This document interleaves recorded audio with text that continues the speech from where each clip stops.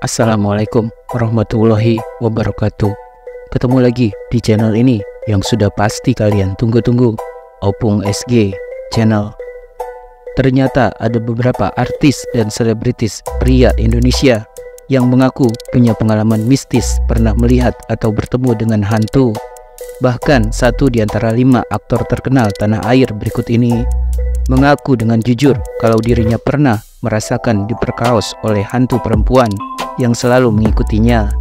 Ada juga yang mengalami kejadian mistis ketika sedang berada di lokasi syuting. Inilah kisah pengalaman mistis 5 aktor tampan terkenal Indonesia.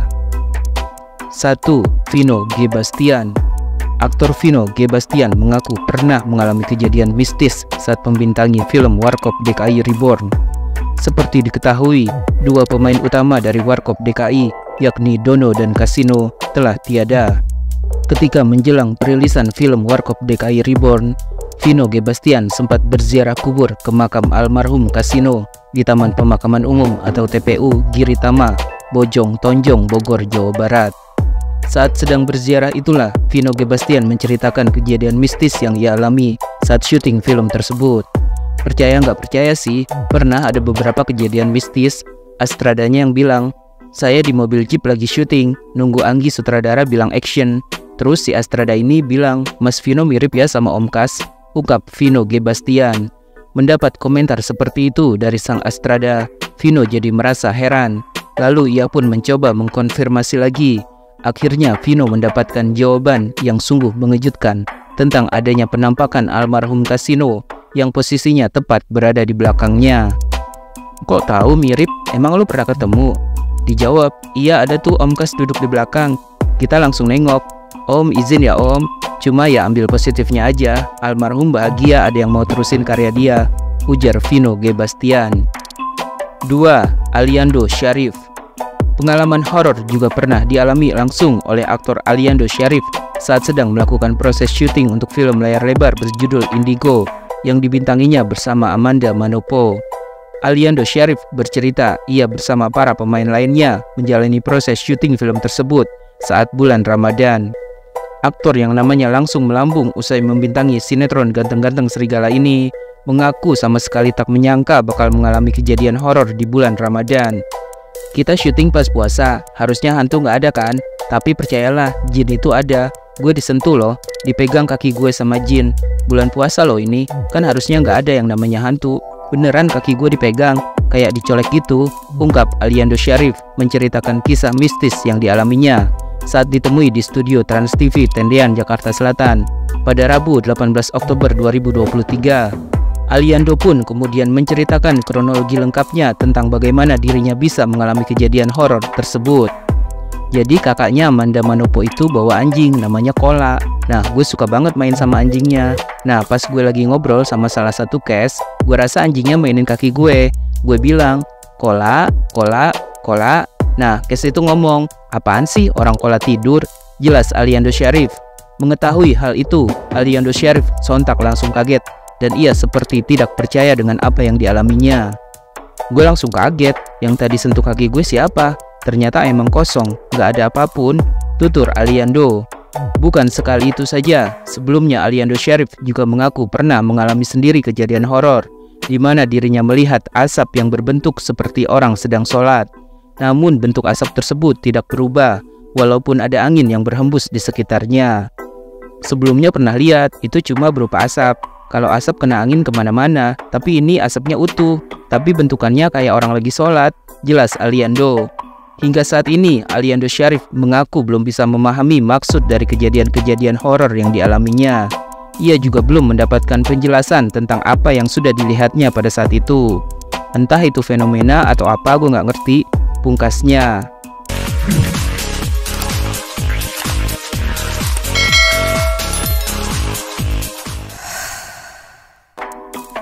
Tiga, Bima Samudra.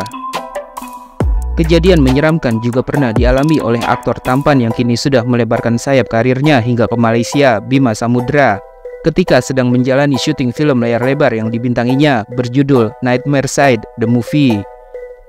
Bima Samudra mengaku pernah mengalami kejadian aneh saat syuting film tersebut berlangsung.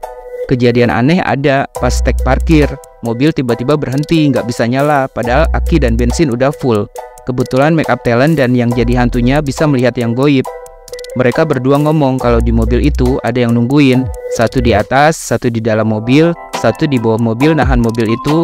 Yang paling bawah cewek tinggi, tapi kepalanya kecil, katanya gitu, ungkap Bima Samudra beberapa waktu lalu. Ketika akhirnya didatangkan orang pintar, ternyata permintaan hantu tersebut adalah bunga.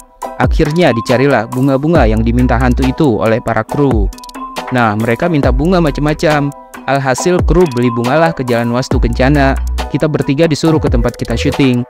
Masing-masing kita dikasih bunga dan disuruh makan bunga itu. Lanjut Bima Samudra. Setelah itu, Bima Samudra dan rekan-rekannya diminta untuk membentuk lingkaran. Saat itulah suara aneh mulai terdengar.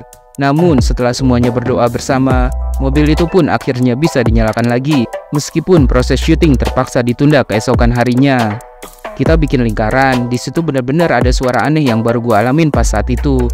Tapi alhamdulillah setelah berdoa ramai-ramai, akhirnya mobil bisa jalan. Tapi shoot dipending hari berikutnya. Di situ juga yang jadi hantunya sempat kerasukan.